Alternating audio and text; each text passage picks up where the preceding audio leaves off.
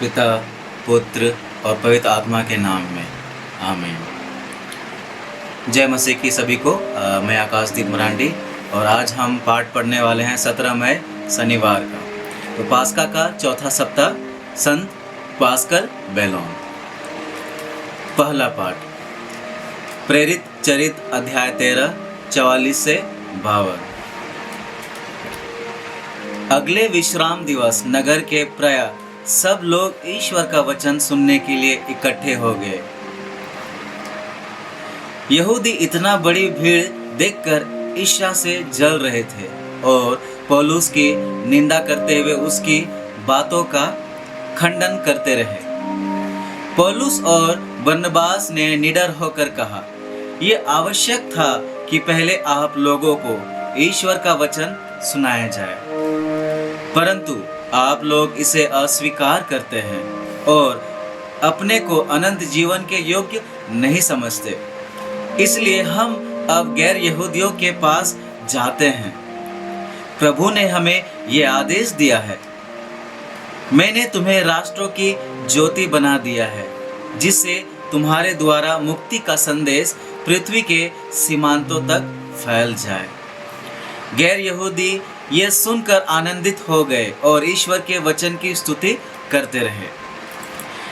जितने लोग अनंत जीवन के लिए चुने गए थे, उन्होंने विश्वास किया और सारे प्रदेश में प्रभु का वचन फैल गया। किंतु यहूदियों ने प्रतिष्ठित भक्त, महिलाओं तथा नगर के नेताओं को उभाड़ा, पौलुस तथा बरनबास के विरुद्ध उपद्रव खड़ा कर दिया और उन्हें अपने इलाके से निकाल दिया।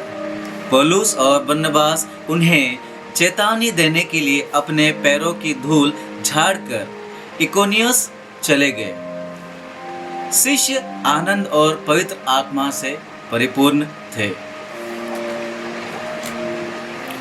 सुसमाचार यूहन्ना अध्याय 14 7 से 14। यदि तुम मुझे पहचानते हो तो मेरे पिता को भी पहचानोगे।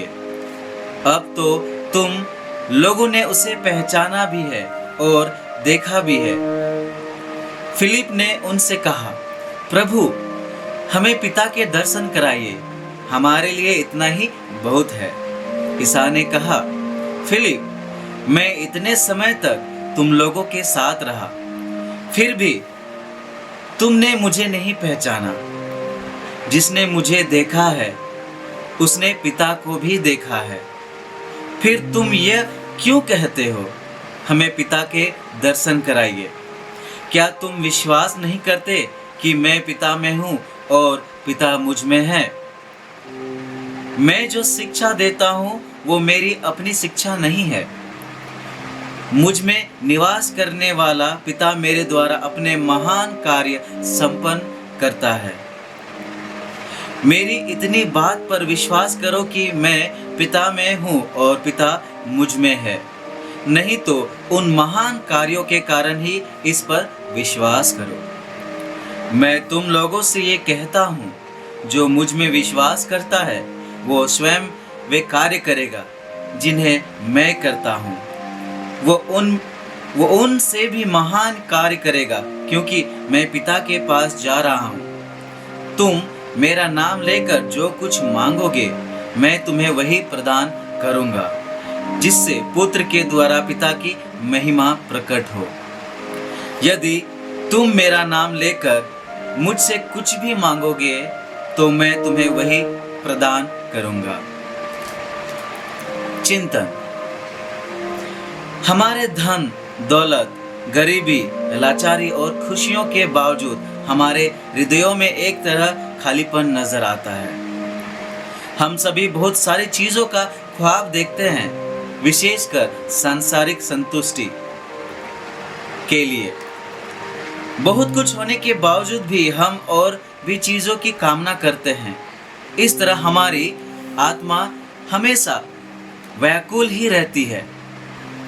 अपनी इच्छाओं पर मनन चिंतन करने पर हम पाते हैं कि ये इच्छाएं एक सत्य या जीवन के अर्थ की तलाश में ही समाप्त होती है, जो कहीं ना कहीं प्रेम पर आधारित है और ये ईश्वर में प्राप्त होती है। सिर्फ और सिर्फ ईश्वर ही हमारे दिल, दिमाग, आध्यात्मिकता की प्यास को बुझा सकते हैं। यीशु ख्रिस्त जो शब्द और ईश्वर का प्रेम है ने हमारे बीच अपने पिता को दिखलाया है। इसलिए वे कहते हैं, यदि तुम मुझे पहचानते हो तो मेरे पिता को भी पहचानोगे। यीशु ख्रिस्त ने लोगों के लिए सिर्फ चमत्कार ही नहीं दिखलाया, बल्कि उन्हें शिक्षा भी दी, उन्हें आलोकित किया, उनके साथ साथ चले और उनके साथ भोजन किया। यीशु ने ईश्वर की उपस्थिति को अपने व्यक्तिगत जीवन में अपने कार्यों द्वारा प्रकट किया। ठीक उसी प्रकार हमें अपने जीवन में याद रखने की आवश्यकता है कि हमारे पास जो कुछ भी है ईश्वर की कृपा से है। यदि हम ईश्वर को इस धारा पर प्रकट करना चाहते हैं तो उन्हें हम अपने सहयोग, दया और करुणा भाव के द्वारा प्रकट कर सकते हैं। अनुवाक्य। पृथ्वी के कोने कोने में हमारे ईश्वर का मुक्ति विधान प्रकट हुआ है।